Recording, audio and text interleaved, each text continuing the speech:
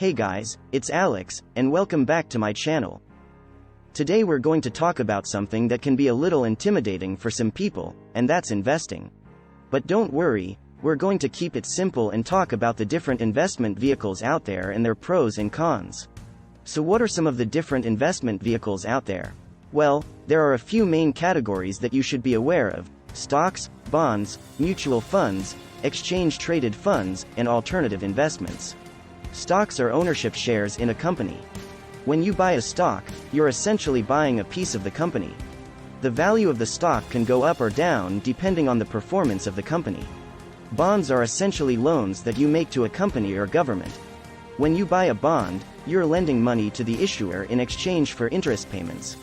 The value of the bond can go up or down depending on the creditworthiness of the issuer. Mutual funds are collections of stocks, bonds, or other securities that are managed by a professional fund manager. When you invest in a mutual fund, you're essentially pooling your money with other investors and diversifying your portfolio.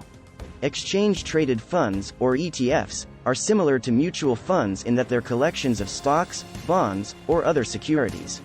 The main difference is that ETFs are traded on an exchange, like stocks, rather than being bought directly from the fund company. Alternative investments are a catch-all category for investments that don't fit into the other categories. This can include things like real estate, commodities, or private equity. So what are the benefits and drawbacks of these different investment vehicles? Let's start with stocks. The main benefit of stocks is the potential for high returns. When a company does well, the value of its stock can go up, which can lead to big gains for investors. However, stocks also come with the risk of loss. If a company doesn't perform well, the value of its stock can go down, which can lead to losses for investors. Stocks are also more volatile than some other investment vehicles, which means that their value can fluctuate more dramatically in the short term. Next up are bonds. The main benefit of bonds is relative stability. Because bonds are essentially loans, they tend to be less volatile than stocks. This can make them a good choice for investors who are looking for a more steady stream of income. However, bonds also come with the risk of default. If the issuer of the bond can't make its interest payments or pay back the principal when the bond matures, investors can lose money. In addition, bond prices can go down if interest rates rise, which can lead to losses for investors. Next are mutual funds and ETFs. One of the main benefits of these investment vehicles is diversification.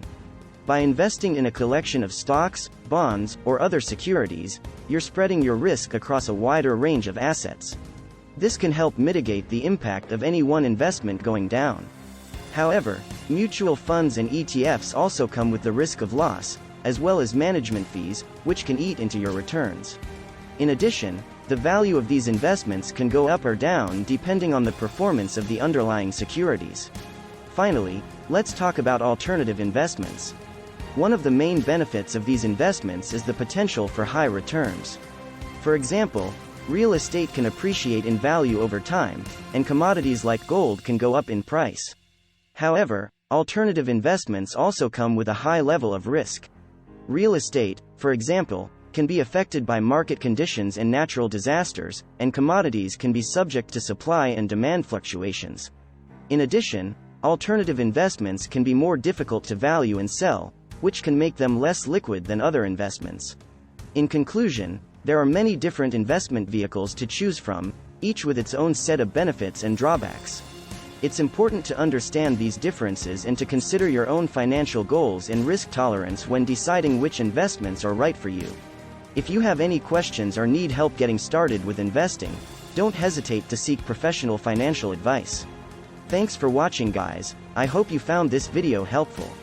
If you have any questions or would like to learn more about investing, be sure to check out my other videos on this channel. And don't forget to subscribe and hit the notification bell so you never miss a new video. Until next time, take care. Thanks for watching.